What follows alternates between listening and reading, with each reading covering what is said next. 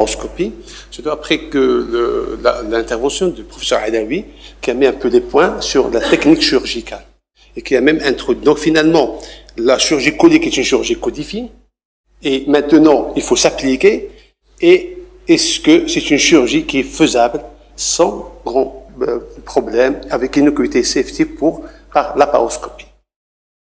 Donc si la cellulose-chirurgie a commencé depuis 87 par Mouret et que rapidement la vésicule biliaire a été adoptée et comme le gold standard, c'est la chirurgie laparoscopique pour les cancers coliques, la première description, donc 91, et ça a mis du temps pour être adopté.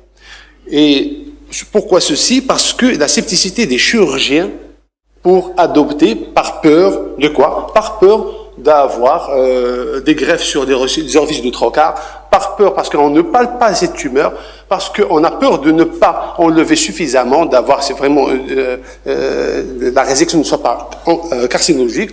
Deuxièmement, la dissémination péritonéale qui doit être favorisée par le gaz, et tout ça a freiné temporairement cette évolution. Il est resté, il faut vraiment prouver que la celluloscopie apporte un plus, sinon au moins égal à la laparoscopie. Et à ce titre, plusieurs travaux ont démarré, que ce soit des études de laboratoire, des études des séries, dans des services spécialisés, mais également, pendant ce temps, il y a eu l'amélioration de la technique chirurgicale celluloscopique, l'amélioration du matériel celluloscopique, et tout ça va concorder pour donner le meilleur de lui-même, pour donner le maximum et d'améliorer l'apport de la celluloscopie. Donc, rapidement, des études expérimentales, en étudiant un peu sur l'animal la réponse à la chirurgie abdominale, et donc ça stimule un peu la croissance de la tumeur, et donc la manière d'accéder à l'abdomen était différemment, la réaction est différente que ce soit par laparotomie ou laparoscopie. Et donc ces études ont essayé de voir les anti-HLA, la CRP, l'interleukine 6, et bien sûr ces éléments-là, et ils ont un impact sur la réponse immunitaire spécifique et non spécifique. Et donc l'ensemble de ces études, pour faire vite, il a permis, donc vous voyez que ça a permis attention, je vais revenir, ça a montré que la laparoscopie, ses réponses, la CRP, l'interleukine sont basses, et ceci montre que la réponse inflammatoire globale elle est basse, mais la réponse inflammatoire spécifique n'est pas modifiée. En plus, donc, ceci a été corrélé avec un faible taux de complications post-opératoires. Et ces études-là ont mis l'accent sur l'environnement hypoxique engendré par la laparoscopie, et donc qui va moduler l'adhérence des cellules, et donc comme ça a été étudié et prouvé par la baisse de la catédérine, la CD44, et donc la laparoscopie pourrait améliorer les résultats oncologiques, chose qu'on va voir par la suite, plusieurs années après, pour montrer que la survie globale, survie réussie avec la laparoscopie était meilleure. Donc, de là, les greffes sur orifice de trocar, surestimées au début, avec la première publication, on parle de jusqu'à 21%, mais en réalité, les greffes, ils sont beaucoup moins que ça, et c'est vraiment 0,7%. Et donc, les études, pas plus de métastases dans le bras laparoscopique ou le bras conventionnel, et pas plus de récidives, et donc, ça a été trop surestimé. Ce qui est sûr, c'est que ces greffes, c'est une contamination directe par l'instrument ou bien une manipulation excessive. Il faut de la prévention pour vraiment éviter ces greffes sur orifice de trocar. Les études pour prouver que la laparoscopie peut faire autant que la laparotomie ont commencé depuis 1994-2004. C'était la période d'une tonne d'études. Et ces études-là, vous avez vu, aux États-Unis, en Europe, en UK, en Espagne, etc.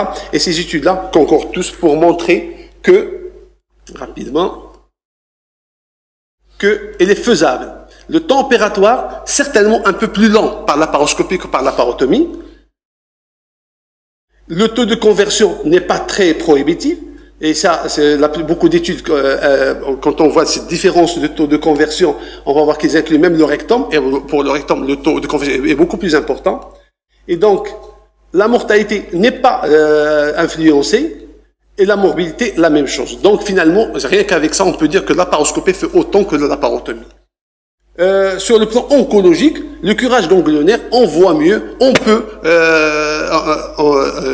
faire un curage correct, on peut respecter le mésocolon que vient de présenter le professeur Alaoui, et donc ce n'est pas plus qu'en laparotomie, et donc la laparoscopie, il fait autant. Les marges de résection, la même chose, on voit que les marges de résection sont respectées, et qu'en laparotomie ou en laparoscopie.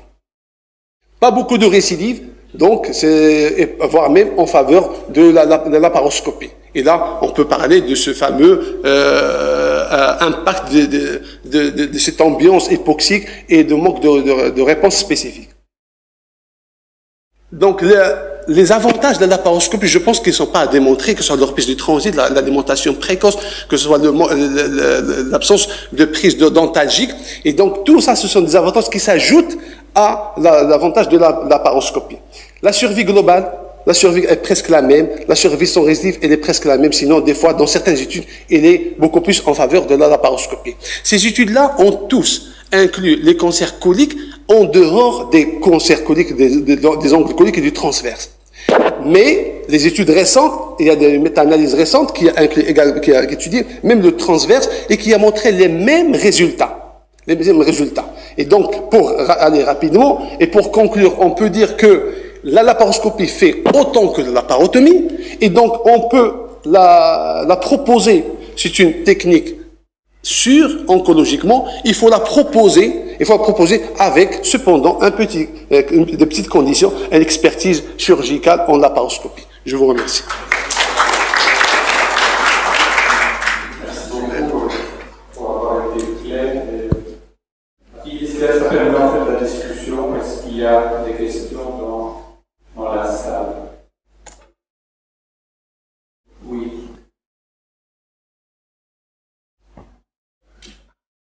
Merci beaucoup, c'est un très beau papier. Avec toute la technologie et le progrès, aux États-Unis, ils sont encore que 30% de cas sont faits en laparoscopie. Est-ce que vous avez une raison pourquoi et est-ce que vous avez un actuel numéro au Maroc? La raison du manque de développement de la laparoscopie dans le monde, c'est 30%. Parce que la courbe d'apprentissage, elle est importante. Deuxièmement, c'est la plupart des études, ils incluent même le rectum. Mais le rectum, la courbe est encore plus importante. Chez nous, au Maroc, nous avons certains centres qui font la laparoscopie et c'est aux alentours de 30 à 40% de laparoscopie pour les cancers coliques. Est-ce que quelle est ta position par rapport toi, tu as une colonne transverse à opérer. Qu'est-ce qu'il va faire? Tu viens d'expliquer que vous pouvez les faire en stéréo. Oui. Et qu'est-ce que tu fais, toi?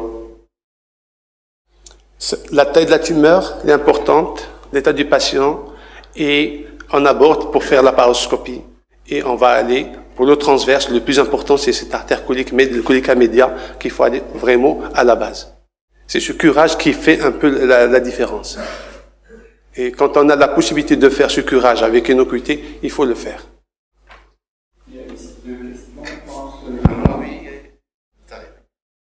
Vous avez parlé vous avez comparé deux voies d'abord, la laparoscopie et la laparotomie. Et je pense que les malades faits par laparoscopie sont souvent des malades choisis. Donc sélectionnés, et c'est cette sélection qui est responsable en quelque sorte des bons résultats. Donc la comparaison, moi je vois pas qu'elle est, je sais pas, elle est peut-être biaisée un peu. Voilà, ça c'est important. C'est une méta-analyse qui montre quel que soit le stade tumoral, on peut faire la laparoscopie et ça profite. Hein. Globalement, là vous voyez stade 1, stade 2, stade 3, stade 4, c'est faisable. Je remercie d'avoir insisté sur la courbe d'apprentissage. Juste pour rappeler qu'en Occident, ils ont commencé par la pathologie bénigne. C'est le terrain d'apprentissage, essentiellement les sigmoïdites diverticulaires. Chose qu'on n'a pas dans notre contexte. C'est une pathologie qui est exceptionnelle. Donc, est-ce que les gens peuvent commencer d'emblée par les cancers pour apprendre cette chirurgie laparoscopique? Je pense la courbe d'apprentissage, elle est obligatoire. Il ne faut pas prendre la chirurgie colique, n'importe quelle chirurgie laparoscopique, seule dans un coin. L'accompagnement et le laboratoire, le dry lab, le hands-on, etc. sont très importants pour l'apprentissage. Et comme un pilote, vous avez des heures de vol, c'est la même chose en laparoscopie. Il faut avoir déjà beaucoup de basic skills en laparoscopie à la main et pour pouvoir faire cette chirurgie. Je vais poser une question du fait de l'application de la laparoscopie dans la pratique. Est-ce que ça a changé le suivi post-op, par exemple, la présentation gastrique, quand on alimente le patient? Est-ce que la durée de séjour est-ce que vous faites un peu de fast-track? C'est ma question. On ne fait pas de fast-track. La durée de séjour, le post-opératoire du patient, on le remarque, on le constate, il est vraiment amélioré. Il n'y a pas le patient, on l'opère d'un côlon, et il est le lendemain en train de voir les chaînes de télévision, donc il n'a pas de douleur, il n'a pas un besoin, pas vraiment un besoin actif ou nostalgique. La reprise du transit, elle est précoce, mais on n'a pas d'étude dans ce sens pour répondre à une étude marocaine sur une série bien conduite. Par contre, on a fait une étude sur les cancers rectales, et sur le cancer rectum, on a quand même des réponses en faveur de la laparoscopie. Est-ce qu'il y a d'autres personnes dans la salle qui veulent faire un commentaire? Reza Champoul, est-ce que lui, il fait la chirurgie colorectale? Voilà, j'avais envie que tu fasses un commentaire sur le côlon transverse, et éventuellement sur le post-op. Il est là, si vous voulez bien lui donner le micro.